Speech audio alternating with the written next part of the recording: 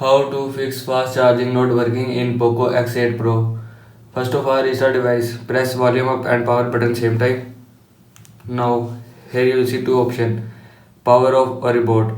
And if you want to reset device, then swipe down this icon. After swipe down, restart your device. Now go back.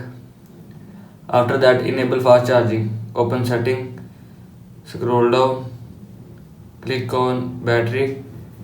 Now here you will see fast charging option, and if you want to enable fast charging, then turn on this button. After turning on this button, enable fast charging from your phone. Now go back. After that, check charger. After check charger, software update. Open setting. Scroll down. Click on search bar, search update software.